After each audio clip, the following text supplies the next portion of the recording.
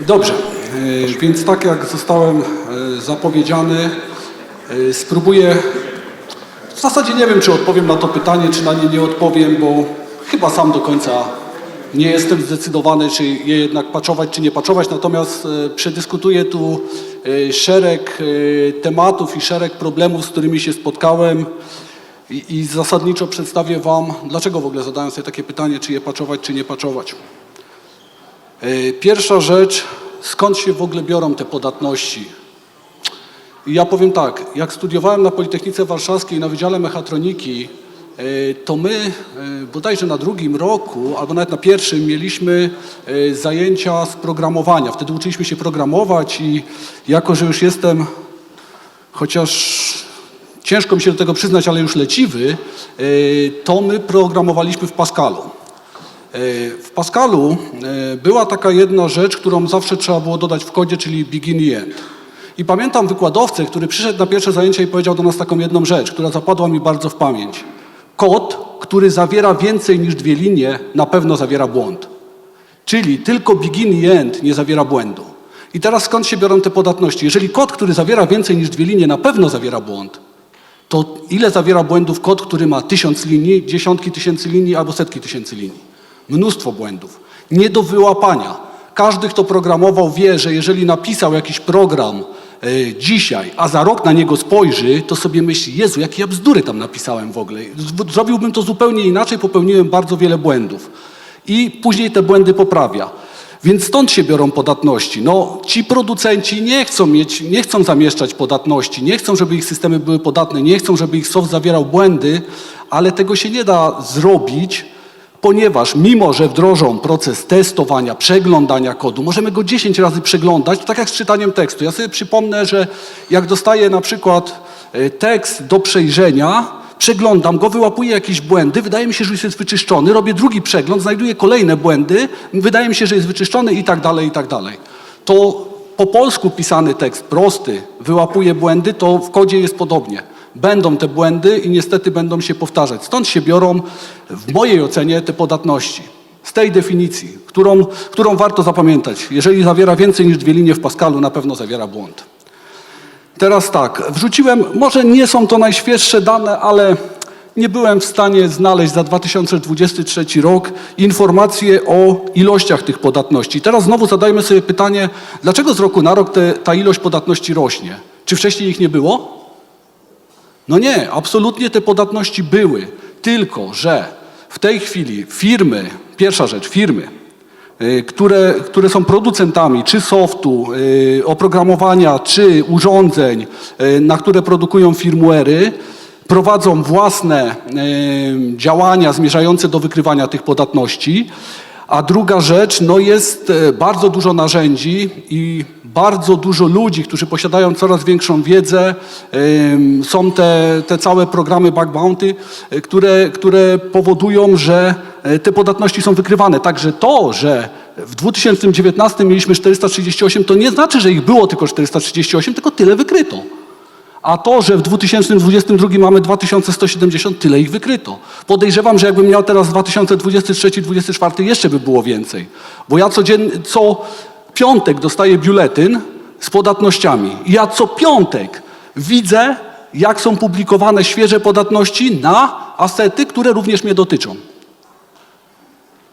I teraz tak, co jest ciekawe, to jest rozkład tych podatności. No, bardzo dużo jest publikowanych w tej chwili na poziomie high i critical, czyli podatności, które tak naprawdę są bardzo dużą luką w systemie bezpieczeństwa, pozwalającą praktycznie na pełne przejęcie asetu. Mnie na przykład trochę mniej przeraża podatność czy cyberatak związany DOS-owy atak, który spowoduje mi brak działania usługi. Mnie przeraża to, ja byłem dzisiaj na wykładzie u Józefa Sulwińskiego i on tam mówił o Tritonie i ataku na Triconex, tam gdzie w Arabii Saudyjskiej próbowali przeładować sterownik safety. To był atak ukierunkowany tak naprawdę na zniszczenie fizycznej infrastruktury. Atak na systemy Safety Instrumented System. Ostatnio praktycznie No, jeszcze są mechaniczne systemy zabezpieczeń, ale to zazwyczaj w przypadku przekroczenia ciśnienia dopuszczalnego, tam mamy zawory bezpośredniego działania i powiedzmy to jest jeszcze ta ostatnia warstwa zabezpieczeń. Ale to był taki bardzo bym powiedział atak ciężki i o ile to te niższe severity, no to może być tam odmowa usługi, to już te krytykale to jest pełne przejęcie kontroli nad asetem, a pełne przejęcie kontroli nad sterownikiem dla mnie oznacza ni mniej, ni więcej, że mogę zrobić na nim wszystko. Mogę go sobie przeprogramować tak, żeby mi proces wyprowadził w pole i mogę sobie też, że tak powiem, zbypassować systemy bezpieczeństwa, podkręcić sterowanie i sumarycznie, jeżeli dobrze się postaram, to wysadzić instalację w powietrze. Teraz informacja o statystykach, jeżeli chodzi o komponenty. Czego to najbardziej dotyczy? Oczywiście najczęściej te podatności, chociaż ta tendencja się zmienia. Wcześniej było bardzo dużo podatności publikowanych na oprogramowanie inżynierskie, na komponenty typu HMI, natomiast coraz więcej mamy podatności na urządzenia sieciowe, automatyki przemysłowej i bardzo dużo podatności na sterowniki PLC. Co jeszcze z tego wynika? Jedna bardzo ważna rzecz. Podatność sama w sobie jest niebezpieczna, ale jeżeli nie ma na nią exploita, to byle tak zwany domorosły Janusz cyberbezpieczeństwa nie jest w stanie nam za bardzo zagrozić. Natomiast jeżeli już mamy exploity i można sobie kupić gotowego exploita i jeżeli ekspozycja tego komponentu podatnego będzie właściwa, tak, żeby można się było do niego dobrać, no to wtedy hulaj dusza piekła nie ma, to wtedy jest naprawdę bardzo źle. Jakie jest podejście producentów komponentów Oteskada do zidentyfikowanych podatności? No zazwyczaj wypuszczają poprawki. Bardzo dużą ilość poprawek, naprawdę. Uwierzcie mi, jak ktoś się zajmował patchowaniem i próbował łatać podatności w swoich systemach, to ja muszę powiedzieć z własnego doświadczenia, ja nie jestem w stanie nadążyć za tym. Nie jestem w stanie. Ja łatam podatność, po czym wjeżdża następna. Pamiętam tutaj taką anegdotę, opowiem z własnego doświadczenia, jak na jednej z inwestycji, nie, przepraszam, to nie było na inwestycji. Kolegom zleciliśmy, że jest podatność na takim i takim komponencie i żeby to załatali. No to oni zakasali rękawy, ustalili slot czasowy, kiedy mogą to realizować, zaimplementowali patcha, czyli zupdate'owali, podnieśli wersję firmware'u, fajnie, nie ma podatności. Po czym za 2 tygodnie wychodzi nowa informacja o podatności na ten komponent. No to my im znowu, bo mamy właściwy system do zarządzania podatnościami, im to wpada do worka, oni dostają informację, pyk, pojawiła ci się podatność, krytyczność podatności taka, ryzyko na komponencie taki, czas do usunięcia taki i taki. I oni dzwonią do mnie i mówią, ej stary, ale my usunęliśmy tą podatność, czego ty od nas chcesz? No mówię, panowie, to nie tak, tamtą podatność usunęliście, ale za 2 tygodnie pojawiła się nowa. A oni mówią, a to tak działa? No niestety, tak działa. Tak to działa. Więc producenci wydają dużą ilość poprawek. Jest też trochę poprawek, jest też trochę komponentów, dla których brak poprawek. Jest też dużo podatności tak zwanych starych, bardzo starych, gdzie producent w ogóle się nie zajmował jeszcze łataniem. I co ciekawe, w najnowszych wersjach na przykład firmware'u nigdy nie załatał tej podatności. Nigdy.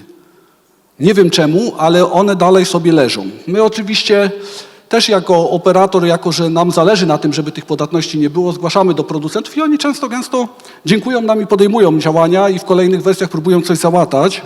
I to nawet mówię o takich międzynarodowych producentach. Czasem im się zdarza zareagować, co było dla mnie dość zaskakujące, bo myślałem, że jesteśmy globalnie tak niedużym graczem, że powiedzą, że wysłaliście trudność i mówię, ale podejrzewam, że dostali od nas, może jeszcze od kogoś innego, dlatego zareagowali.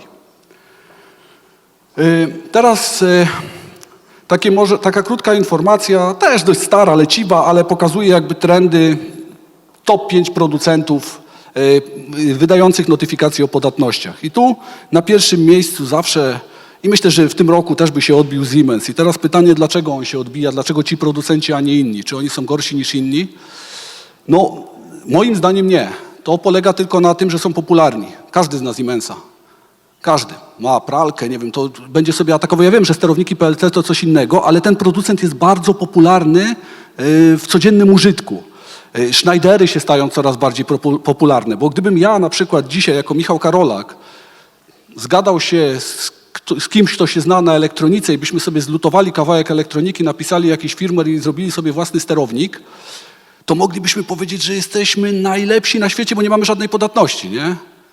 No właśnie, znaczy, no nie mamy, bo nikt jej nie opublikował, nie? Bo nikt o nas nie wie. Nie jesteśmy popularni, dlatego nikt nie będzie publikował. Dlatego ja patrząc na te notyfikacje, bo kiedyś o tym myślałem, to mówię, Jezu, to ten Siemens taki słaby, nie? Oni tyle podatności, wszyscy inni mają ich mniej, to może ja wezmę jakiś sterownik no-name'owy i będę wtedy bardziej bezpieczny. Oczywiście też jest to jakieś podejście, bo pamiętam, może nie z cyberbezpieczeństwa, ale jak był taki czas włamań do mieszkań i w pewnym momencie była rekomendacja, żeby nie używać, były takie zamki, już nie pamiętam jakiej firmy, ale bardzo popularne, bardzo bezpieczne.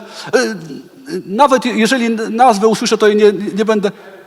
Być może, ale w każdym bądź razie. Na końcu była rekomendacja taka, że te zamki takie mega bezpieczne, najlepiej ich nie stosować w domu, bo ci złodzieje opanowali już technikę otwierania tych zamków, więc najlepiej weź jakiś no-name, to będą mieli z tym problem. No i być może to też jakaś strategia, ale jak ten no-name stanie się coraz bardziej popularny, tak za chwilę zaczną publikować i będzie gorzej niż w przypadku tych lepszych producentów. Tutaj mamy najczęściej identyfikowane typy podatności. No to wiadomo, przepełnienie bufora, nieprawidłowe sprawdzanie poprawności danych wejściowych, no często się zdarza. Wstrzykiwanie, nieprawidłowe uwierzytelnianie. Z uwierzytelnianiem, no tak, nieprawidłowe uwierzytelnianie i podatność. Zanim się zajmiemy usuwaniem podatności w zakresie omijania wyszukiwania luk w uwierzytelnianiu, to przede wszystkim na wszystkich urządzeniach proponuję usunąć hasła domyślne i w ogóle założyć hasła. To nagminne w automatyce, że jeżeli cyberbezpiecznik się tam nie pojawił, jeżeli nie ma strategii, to tak naprawdę jakby spróbować walnąć w szereg komponentów, to wyjdzie na to, że hasła domyślne egzystują na tych urządzeniach, więc nie ma co omijać. Więc zanim się zajmiemy podatnościami, to jedna taka myśl mnie tutaj naszła. Najpierw pousuwajmy oczywiste rzeczy, którymi się do tej pory które wydawały się dla nas oczywiste, dla nas jako cyberbezpieczników. Bo dla nas może się wiele rzeczy wydawać oczywistych, że no przecież ktoś musiał założyć hasło, w ogóle tam hasło jest. Że w ogóle są pousuwane producenckie hasła, ale to tak do końca nie jest. To mówię, spotkałem się w całym okresie swojej pracy z takimi problemami. I teraz tak, wykrywanie i identyfikacja podatności w systemach OT. No jak to zrobić? W systemach IT zastosujemy skaner aktywny. Ja wam opowiem anegdotę o skanerze aktywnym, ale oczywiście nie traktujcie tego, że ja to tak robię, nie? Natomiast jest oczywiście informacja, nie stosuj skanerów aktywnych w OT. I to jest bardzo dobra rekomendacja, żeby ich nie stosować w OT. Natomiast anegdotę wam opowiem taką, że z kolegą sobie zbudowaliśmy rozległe środowisko laboratoryjno-testowe, gdzie mieliśmy systemy SCADA, mieliśmy sterowniki takie starsze, GE 9030, 9070, mieliśmy Siemensy S7300, S7400, bodajże chyba Schneider Electrica M340, i to chyba tyle. Plus jakieś skady. Aha, i w tej sieci był Kali Linux, bo nam tam pomagał wykonywać pewne testy. No i dostaliśmy licencję na skaner. Taką testową na skaner do wykrywania podatności. Taki dość popularny, używany przez większość firm. No i w tym laboratorium ja mówię do kolegi, ty dawaj, pociągniemy tym skanerem te wszystkie asety, takim agresywnym skanem, zobaczymy co się stanie, nie? Bo każdy nam mówi, że to przecież wszystko padnie. No to my cyk, ten skan, taki mega agresywny, no słyszymy, bo mieliśmy ustawiony taki heartbeat z przekaźnika, jak sterownik pracował i tak pyk, pyk, pyk, pyk, pyk, a później pyk, pyk, pyk, pyk, a później wrócił, pyk, pyk, pyk, pyk, pyk. I teraz z tej całej sieci, gdzie mieliśmy te wszystkie asety, kto zgadnie, co się zawiesiło? Tak, że musieliśmy to restartować. Mieliśmy sterowniki przeróżne, serwery, stacje robocze i stację tą hakerską Kali Linuxową. Już trochę sugeruję, co się zawiesiło. Zawiesił się Kali Linux. Tak, że musieliśmy go restartować. Wszystko inne przetrwało. Oczywiście nie rekomenduję wam stosowania skanerów aktywnych. Opowiadam to jako anegdotę, bo z drugiej strony pamiętam kiedyś taką sytuację, gdzie jednemu z kolegów omsknęła się ręka, a to nie było w gaz-systemie, w innym miejscu i źle ustawił adresację w skanerze aktywnym, słabo były ustawione reguły na firewallach, poszedł skan i zawiesił nam sterownik. To też się zdarza. Ale tą anegdotę jednak zostawiam wam do przemyślenia, że padł tylko Kali Linux. I to tak permanentnie.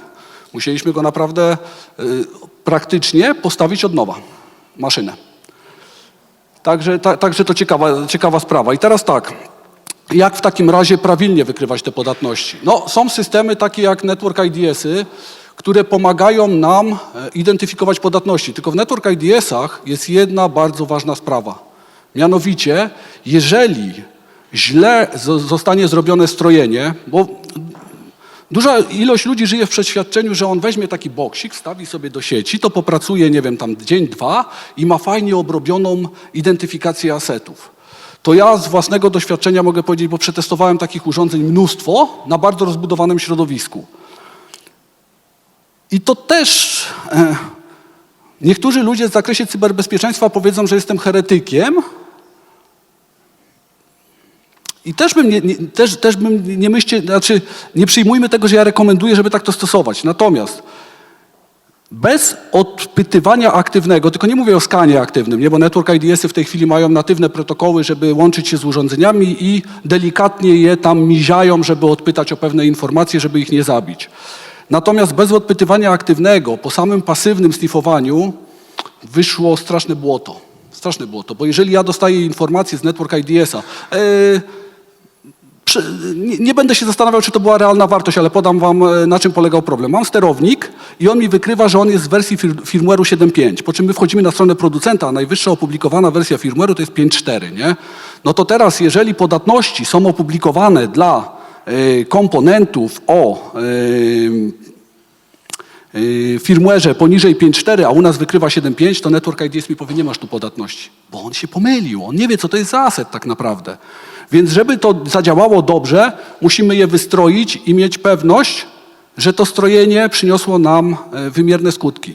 Czyli że rzeczywiście te dane zebrane o asetach są prawidłowe. No bo niestety tak działa ten system. On nie ma jakiegoś grubego skanera, że będzie go tam ciągnął. On pozbiera sobie informacje, ma bazę, porównuje sobie i wychodzą mu tutaj pewne wartości.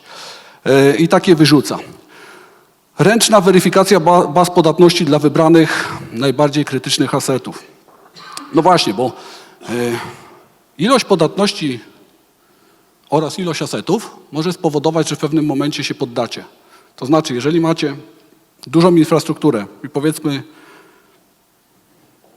15 000 komponentów, które są zarządzalnymi komponentami i teraz wyobraźcie sobie dług technologiczny, że macie co najmniej po 5 podatności na tych komponentach, to macie bardzo dużo rzeczy do zrobienia. Nie? I teraz no nie da się zrobić wszystkiego naraz. Trzeba tutaj to ustawić sobie priorytety i priorytety nie na podstawie krytyczności tej, którą pokazywałem tam, nie? No bo może być tak, że jest duża podatność i krytyczna na komponencie, który służy do nalewania wody do szklanki. No oczywiście jak macie czas, to też warto się tym zająć, nie? Natomiast z drugiej strony możecie mieć podobne urządzenie z tą samą podatnością, ale ono służy do bezpieczeństwa ludzi czy do prowadzenia produkcji. No to tam bym się nad tym skupił. Ja sobie zaimplementowałem takie narządko własne stworzyliśmy do określania krytyczności. Jakoś nam tam z automatu wychodzi to, natomiast im bardziej uzupełniamy, tym dochodzę do wniosku, że chyba muszę barierę przesuwać podejmowania decyzji, bo już kumulacja i dług technologiczny powoduje, że muszę starać się za tym nadążyć. Tak, korzystanie ze wsparcia dedykowanych jednostek dostawców systemów OT w ramach umów gwarancyjnych. No, my na przykład, jak ktoś miał z nami do czynienia, to my mamy taką jawną publikację, która mówi o wymaganiach cyberbezpieczeństwa w zakresie budowy nowych i modernizacji istniejących systemów OT SCADA. I tam mamy wymuszone umownie, bo później to stanowi załącznik do umowy, więc mamy wymuszone umownie, że my mamy być informowani o podatnościach, my możemy zgłaszać. No, tylko z drugiej strony musimy mieć jakiś mechanizm weryfikacyjny, no bo jak producent wykryje podatność, a nas nie poinformuje, a my o tym nie wiemy, no to trudno od niego egzekwować, więc tak trochę wtedy trzeba wyjaśniać, co było pierwsze, kura czy jajko. No, chociaż to się poprawia, bo coraz więcej takich informacji jakby dostajemy informacje, co w tym zakresie zrobić. Tak, wykorzystywanie skanera podatności na obrazach stacji komputerowych lub w środowisku testowym. No tylko z tym środowiskiem testowym jest jeden problem, no bo trzeba by mieć Znaczy, jeżeli ktoś ma ustandaryzowaną infrastrukturę i na przykład idzie w kierunku, nie wiem, jednego typu sterowników, jednego typu switchy, standaryzuje sobie co do wersji firmware'u, to pewnie fajnie zbudować takie środowisko i można dużo potestować. No tylko trzeba mieć ustandaryzowane środowisko, a to znów nie jest proste, bo ja na przykład sobie nie mogę ustandaryzować środowiska. Chociaż wydawałoby się, że powinienem, nie? Ale z drugiej strony jest wolny rynek, więc ja nie mogę powiedzieć, że ja chcę tego producenta i tego, a tamtego nie, bo nie mogę ich wykluczyć. No, po prostu muszę zawsze przyjąć, że przyjedzie ktoś, kto ma równoważny produkt i spełnia wymagania tak naprawdę funkcjonalne. Więc z jednej strony dbałość o cyberbezpieczeństwo, z drugiej strony zamówienia publiczne powodują, że sprawa nie jest trywialna. I teraz tak, zarządzanie aktualizacjami. Tak, to jest taki schemacik, zbieranie danych, monitorowanie, ocena, testowanie, instalacja, weryfikacja i raportowanie. To, co mówiłem, bardzo istotne, zresztą tu już na wielu prezentacjach przewijało się, że podstawą jest asset management, zbieranie informacji o komponentach, które mamy u siebie zainstalowane w infrastrukturze, bo no jeżeli my nie wiemy do końca, co mamy, to trudno to zabezpieczać. I z drugiej strony może się okazać, że poświęcimy... Ja to zawsze mówię na przykładzie domu. Jeżeli ja mam dom zbudowany i mam pancerne drzwi z przodu, kraty w oknach, a z tyłu mam wyrwę w ścianie, no to po co mi drzwi pancerne, kraty w oknach, jak z tyłu wejdą tutaj bez żadnego problemu? Więc musimy doskonale rozumieć, co mamy i czym się mamy zajmować. Czyli musimy to zinwentaryzować, czyli pozbierać te dane. A to jest nie licha praca, to jest naprawdę morderczy tryb pierwszego zebrania danych, a później utrzymywanie tego to jest jeszcze inne i trudne wyzwanie, naprawdę trudne. Naprawdę trzeba to wbić ludziom w DNA, że oni muszą te dane uzupełniać i jak widzą, że jest jakaś niezgodność, to aktualizować. Monitorowanie i ocena. Ustalenie kroku oceny aplikowalności, czy poprawka jest zatwierdzona przez podmiot utrzymujący dany system. I tu będzie fajna akcja, która mnie spotkała jakiś czas temu. Mianowicie, mieliśmy sobie urządzenie typu sterownik, na którym została wykryta podatność na etapie inwestycyjnym, więc mówimy, trzeba go usunąć. No i tam wykonawca mówi, dobra, to zapytajmy producenta w Polsce, przedstawiciela. No to pytają producenta, przedstawiciela w Polsce, czy poprawka jest autoryzowana dla tego typu rozwiązań, czy my możemy ją implementować, tę aktualizację. Oni mówią tak. No my mamy wątpliwość, to mówimy, pytajcie centralę za granicą. Chcemy odpowiedź z centrali. Oni mówią tak. No dobrze, no to jak mamy takie zapewnienie, to implementujmy. Zostało zaimplementowane. I co się stało? Sterownik nadawał się do demontażu i na śmieci. I teraz testowanie. Dlaczego on się nadawał do demontażu i na śmieci i co się stało? Mianowicie był wykorzystany jeden z bloków funkcyjnych do komunikacji po pewnym protokole. Nastąpiła przerwa w tej komunikacji, po czym on się zapętlił i żaden restart tego sterownika, fizyczny restart, nie był w stanie go przywrócić do działania. Nie był w stanie go przywrócić do działania. I teraz tak, tam był stary firmware, współpracował z tą całą koncepcją. Producent już miał sterowniki z nowym firmwarem, więc nie był nam nawet w stanie dostarczyć. Czekaliśmy bardzo długo, aż znaleźli sterownik gdzieś na magazynach po świecie swoich z tym starym firmwarem, żeby nam odesłać. Także niesamowita akcja, niesamowita. Że tak, mógłbym to testować w środowisku testowym i laboratoryjnym, natomiast nie wpadłbym na to, że akurat w tym miejscu dla tego bloku przerwać komunikację i zobaczyć, jak to będzie reagowało. Pewnie na środowisku testowym załadowałbym, podniósłbym sterownik, spróbował zasymulować parę komunikacji ze SCADą, natomiast na pewno bym nie symulował z urządzeniami obiektowymi, no bo przede wszystkim nie miałbym tych urządzeń obiektowych w takiej ilości. Także to było... To a propos środowiska testowego, aczkolwiek też nie mówię, żeby go nie mieć.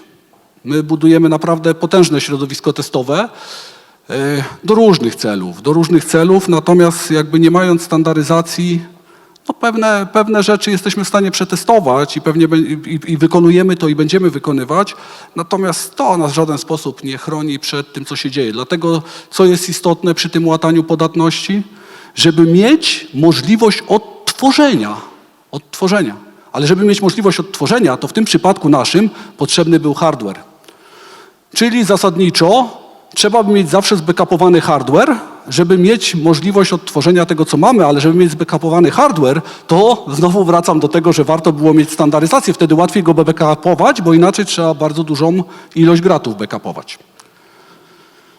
Tak, tutaj mówimy o testowaniu poprawek, ale co też jest istotne, to żeby sprawdzić autentyczność tych poprawek, żebyśmy sobie, jakby instalując poprawkę, nie wrzucili czegoś, co jest zainfekowane, bo to może być też trudne później do usunięcia.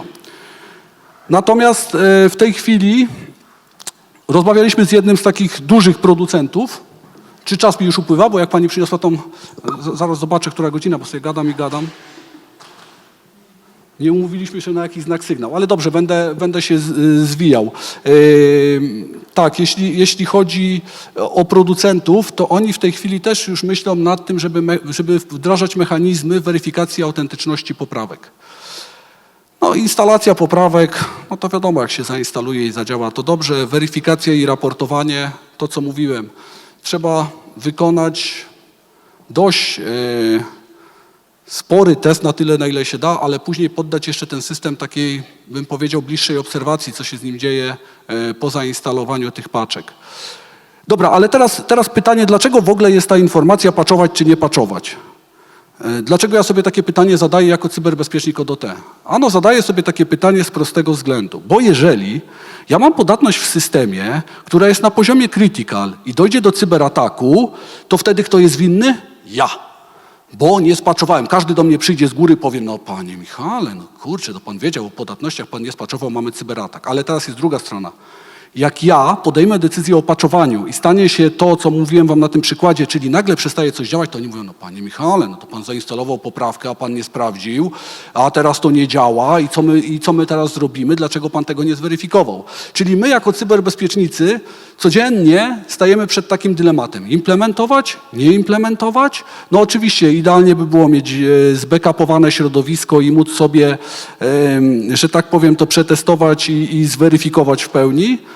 No natomiast to nie jest taka prosta sprawa. I tak, z jednej strony rozmawiałem z jednym dużo mądrzejszym człowiekiem ode mnie, który się zajmował bezpieczeństwem infrastruktury krytycznej i on mi powiedział jedną taką fajną rzecz, że wiesz Michał, lepsze jest ryzyko zarządzone niż niezarządzone. Czyli jakoby sugerując, że jednak spróbujmy załatać te podatności. Wiemy, że jest ryzyko, że może się coś wykrzaczyć, ale w jakiś sposób nim zarządzamy, jesteśmy świadomi. Natomiast zostawiając lukę w systemie mówi, no wiesz, to jest ryzyko niezarządzone. Nie wiemy, co się z tym stanie, nie? Jak kto się wykorzysta. Także tak to wygląda. No, sumarycznie warto patchować. Dobrze jest patchować, natomiast no, trzeba zachować jakieś granice rozsądku, bo pamiętajmy o jednej rzeczy, ja zawsze jak mnie pytają, już naprawdę kończę ostatnie zdanie, zawsze jak mnie pytają, co ja robię w spółce, to ja odpowiadam, że przesyłam gaz. Ja nie odpowiadam za cyberbezpieczeństwo, ja odpowiadam za niezakłócony przesył gazu. Jeżeli zakłócenie nastąpi w wyniku moich nieprawidłowych działań, to jest dla mnie klapa kompletna. Czyli nie cyberbezpieczeństwo jest dla mnie najważniejsze, tylko to, czy będziemy świadczyć usługę. I tyle z mojej strony. Dziękuję serdecznie.